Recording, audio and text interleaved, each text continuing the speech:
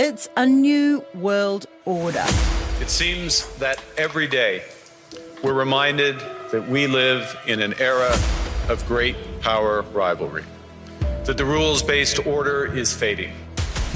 Canada's Mark Carney didn't mention the US president once in his remarkable speech at the World Economic Forum in Davos, but it was all about Donald Trump. We are in the midst of a rupture, not a transition. Over the past 2 decades, a series of crises in finance, health, energy, and geopolitics have laid bare the risks of extreme global integration. But more recently, great powers have begun using economic integration as weapons. Tariffs as leverage, financial infrastructure as coercion, supply chains as vulnerabilities to be exploited. Where does New Zealand, a firm believer and beneficiary of the old international rules-based order, fit in? Trump's return as president has changed the geopolitical calculus for New Zealand. We have benefited largely from those rules-based institutions, be it trade, be it United Nations, be it health. You know, when you're small, the alternative to an imperfect system, which is what it looks like now, with the big powers returning back to spheres of influence, that doesn't suit New Zealand. Now, we're not a middle power. We're not even a small power anymore. The world order has changed, and the way New Zealand used to virtual signal no longer carries any weight.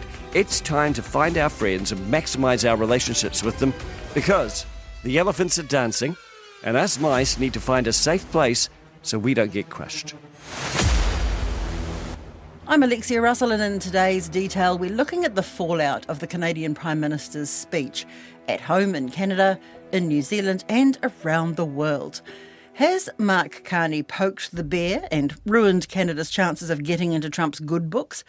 Or has he made a successful call to action to the rest of the world, displaying the kind of strength and leadership that the US president so admires? The fact is, Trump only respects force and strength and unity.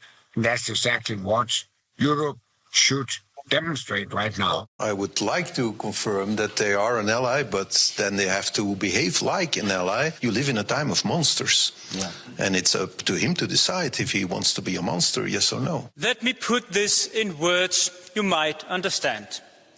Mr. President, off. Today I'm talking to Tim Grosser, a former diplomat. He used to be New Zealand's chief trade negotiator, was an ambassador including to the US and the World Trade Organization, and he was a national government minister of trade. I thought this might be the most important political speech on geopolitics for many a long year. This is an incredibly important speech, and that is a very rare event. I'm also speaking to Jamie Poisson, a journalist who hosts the Canadian Broadcasting Corporation's Front Burner podcast, which is their equivalent of The Detail. I think everybody's like, that was a good speech. Like, I haven't really heard any reasonable person, even his critic, say that it wasn't a good speech. I think the critiques are more like, was it smart? And is it going to come with consequences? And are those consequences worth it? Jamie first, because I wanted to know how this exposure on the world stage is going down in Canada. I would say it was received here much like how it was received around the world. Lots of applause, lots of credit.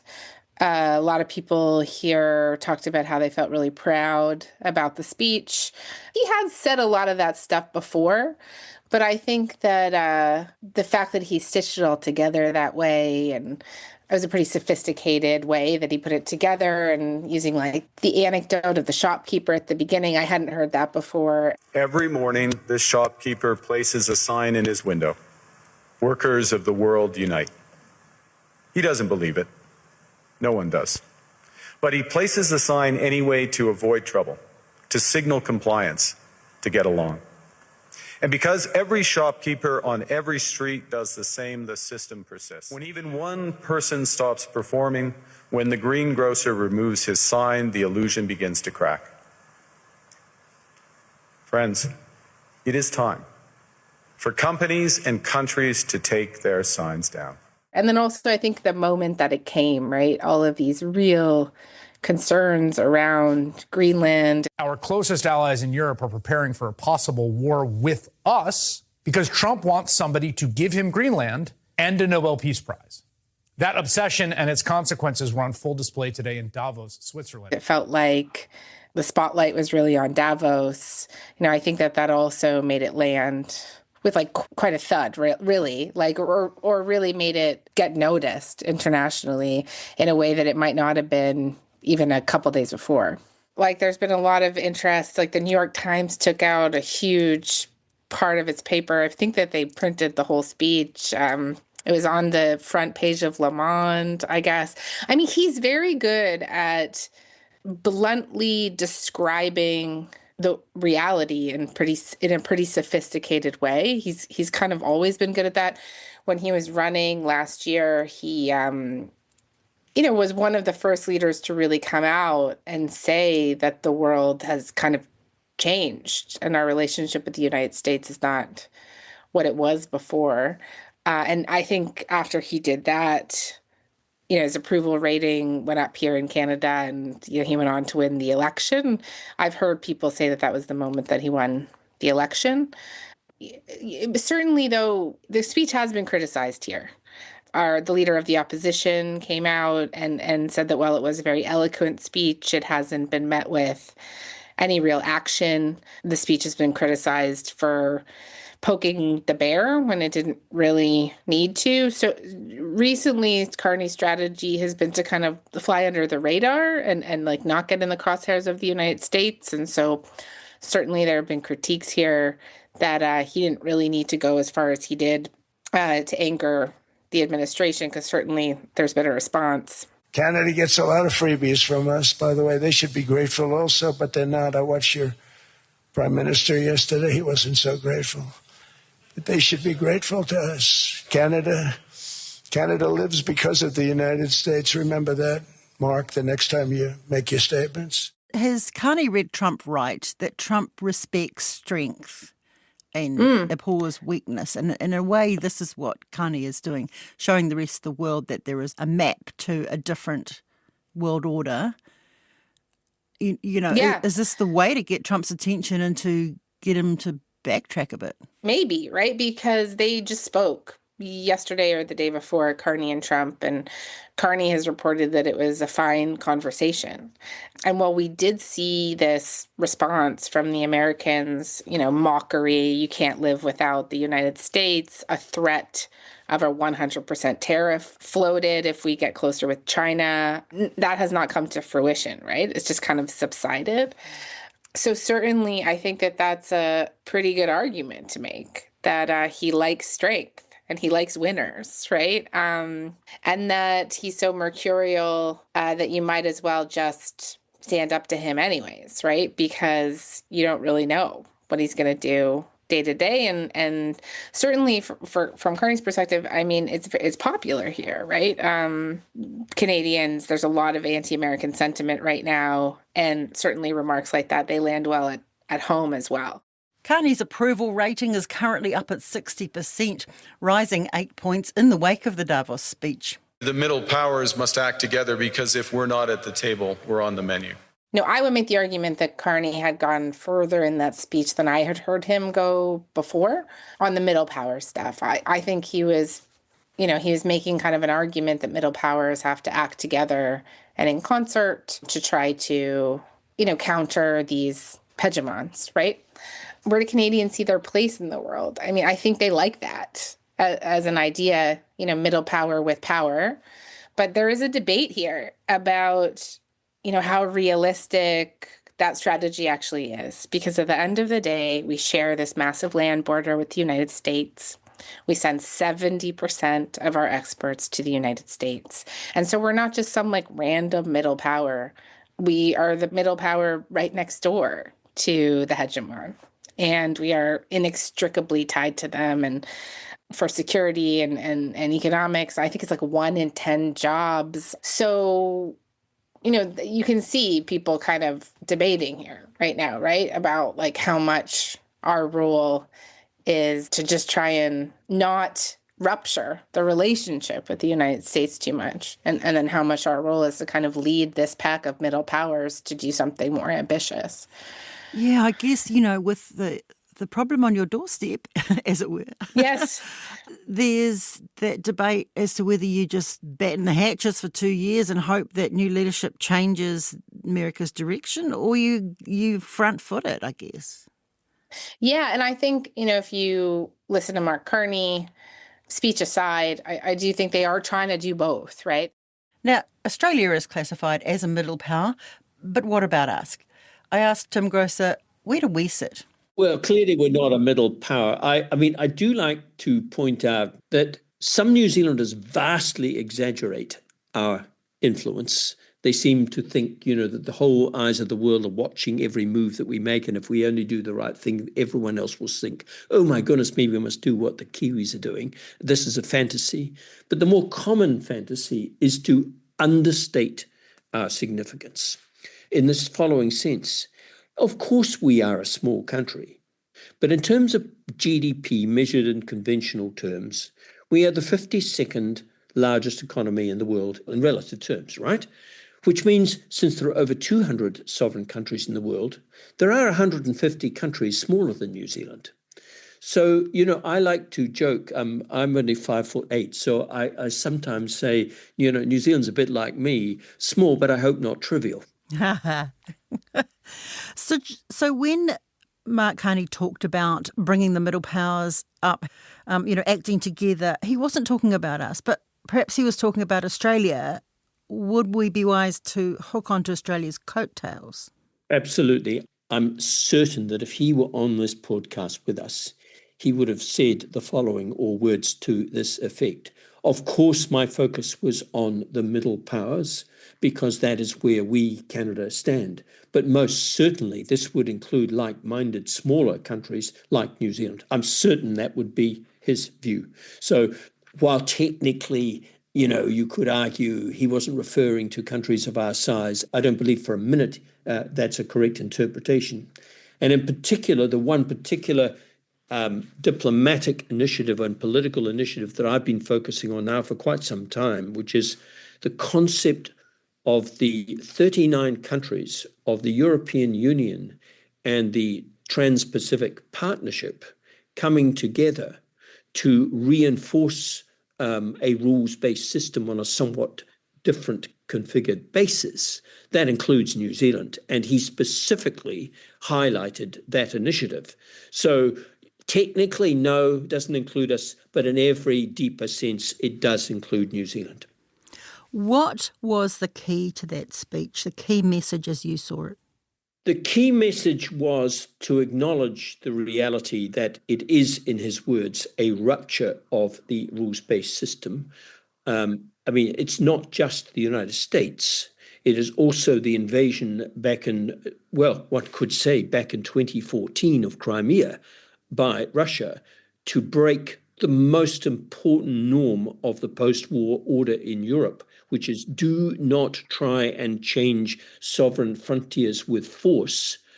This has been the most important issue facing Europe now for about, at least 500 years, and was the cause of 3 wars between 1870, the Franco-Prussian War, and the 2 world wars.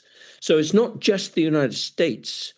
The order that we lived in from 1945 through to, I think, around 2010 was quite remarkable in so many respects and almost perfect for a small country like New Zealand.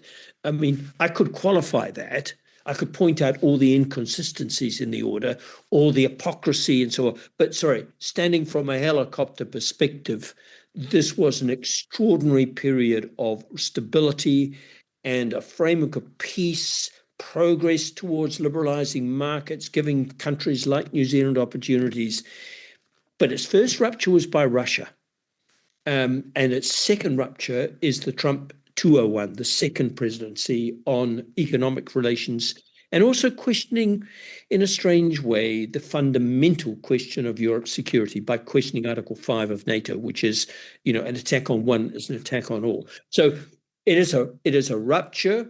The fact that such an important and, let's face it, a very unusual prime minister. This guy is a serious person by any definition, having been both governor of the Bank of Canada, governor of the Bank of England, a very experienced commercial operator on Wall Street, and now the Prime Minister of a G7 country. He's a deep thinker, isn't he? Oh, he is a super bright, super deep thinker. So the first thing was simply for him to state it. But the second thing that's a little deeper than that was he set out the beginnings of an intellectual and political framework for middle powers to explore. And I think that is the novel thing rather than the first element that I focused on, which was, an admission of reality. The reality for countries like Canada that overwhelmingly rely on one trading partner is that they have to diversify. Tim Grosser says in that regard, we're ahead. And here's a little history lesson. New Zealand economically was established as an offshore farm for Britain. That was our whole economic raison d'etre. So instead of Britain having its farms all in South England, they had them in La Nouvelle-Zélande. And we were incredibly important to the British food supply chain as a consequence of this. I mean, I remember when I was New Zealand chief negotiator in the last successful multilateral trade talks called the Uruguay round, that we were responsible not just for about 85% of all sheep meat imports into the whole of Europe. I mean, think of that, a country of our size, responsible for 85% of total imports in something. But we were responsible for something like 20% of consumption of sheep meat. We are a larger dairy exporter, not producer, dairy exporter than all of the European dairy countries' exports put together. So, I mean, this goes back to my earlier point about don't underestimate New Zealand's power and also don't exaggerate our influence. Get it right. Yeah. So, in terms of this, in 1950, 90% of New Zealand's exports went to the United Kingdom. Today, the figure is under 3%. As recently as the mid-70s, when Britain went into the then EEC, now we call it the EU, 44% of our total exports went to the Brits. So the huge diversification strategy that New Zealand governments, both Labour-led and national-led, have very successfully pursued over the last 40 years to de-risk our huge dependence is actually a precursor model on a smaller scale of what Canada and other overly dependent countries on the US need to do. Yeah, and Canada is doing this, of course.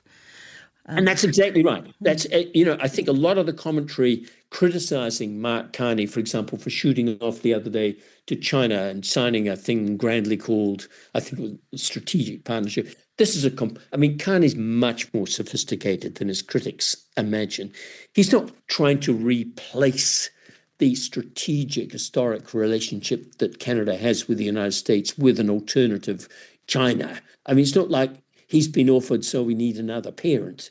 No. What he's doing is exactly comparable to what I described New Zealand had to do over the last 40 to 50 years in de-risking our complete dependency on one market, which was the British market. They've got to do the same. And you're exactly right, in my opinion, Alexia. It's exactly what the Canadians have started to do.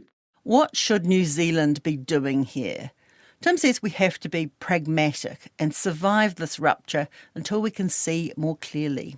In terms of one specific aspect of keeping your head down, actually, I think this has been a very successful strategy dealing with one small aspect, but one very important aspect, which is the immediate impact on our exports to the United States. Doing nothing has proved to be by far the best strategy short term. And a practical example of this is Switzerland took the opposite approach, went with their president to the United States, raising their head above the parapet, getting absolutely whacked by even higher tariffs. Whereas our approach has been on the crucial issue of, for example, our beef exports to the United States, the restoration of the tariff. And so I think that's worked well. But I don't think the government is keeping its head down on all aspects of this in longer term. And there's one particular initiative in the area of my background, which is international trade, where actually New Zealand has been pushing quite strongly, and this is in that idea of bringing the EU and the Trans-Pacific Partnership countries together. So I think we don't need one single strategy. We need to deal with different problems. And what happens when Trump leaves? Will the world snap back to normal? One of the really difficult and most important questions facing New Zealand, facing all countries, is what are we pivoting away from? What are we trying to adjust to? Is it that particular very extreme Trumpian view? I think that Mark Carney's speech from memory quoted Thucydides. That the strong can do what they can and the weak must suffer what they must. Which is, 2,500 years old realities, because human nature hasn't changed. Is that what we're adjusting to? Or will a future administration post-Trump, I can't imagine Trump himself ever changing his perspective, will it necessarily maintain that ruthless transactional view? My own view is, actually, I don't know, but I don't think we should assume the answer is necessarily for certain. I've said on many an occasion, I think it's a very common view, is no future administration is going to return to where we were. The hand has writ, it's moved on. But I think it would be a very serious strategic mistake to think that we are forever needing to accommodate a permanent Trumpian view by the United States of the world. And a great deal of this will depend on a simple practical reality. How is this actually going to work out for the United States over the next 5 years? Nobody really knows this, but I could put forward a pretty persuasive case that the real costs to the United States of taking the MAGA concept into a go-it-alone concept and sort of pushing its allies down to a purely transactional relationship, descending into overt protectionism, this is not going to prove very successful for the United States. But the bill hasn't come in because the bill takes time to come in. In the meantime, is the world as we know it going to completely change? My own personal view is that Carney is 100% right to call it a rupture. But a rupture in a system does not mean the total breakdown of the entire system. If there's a crack in the dam, it doesn't mean the dam has yet collapsed. It means it's under massive strain. So when we look at the rules-based system, I would put it this way. By far the world's most important country, the United States, responsible for 25% of global GDP, still, after all the success of China, India, and the other emerging economic powers. This country, in terms of the international trading system, has, for the time being, pushed aside all the rules and norms of the rules-based system on trade. But hang on a minute, it's only the United States. All the other really important countries, like Japan, which I think is the fourth largest economy now, because I think India has overtaken them, Canada, Australia, the whole of the European Union, Germany, France, Italy, and so on, they all totally believe, as New Zealand does, in the rules-based system and are still maintaining it. So there is a rupture, but there is still a very solid body of countries that is abiding by and believes in the rules-based system. So those extreme commentators that you and I and others read, which talk about the end of the rules-based system, no. That's stepping far too far ahead of the play, because there are hugely powerful countries which collectively are more important than the United States, which absolutely support both the formal rules of the rules-based system and the norms that underlie it. So what they've got to do now is get together to preserve that and give space to the United States to take some time out and see where that leaves them and allow the domestic political debate in the United States to actually determine the long-term outcome. That's it for today. The Detail's a newsroom production supported by RNZ and New Zealand On Air. Thanks to Tim Grosser and Jamie Poisson. This episode was engineered by Phil Benj and produced by Gwen McClure. I'm Alexia Russell. Ka kite anō.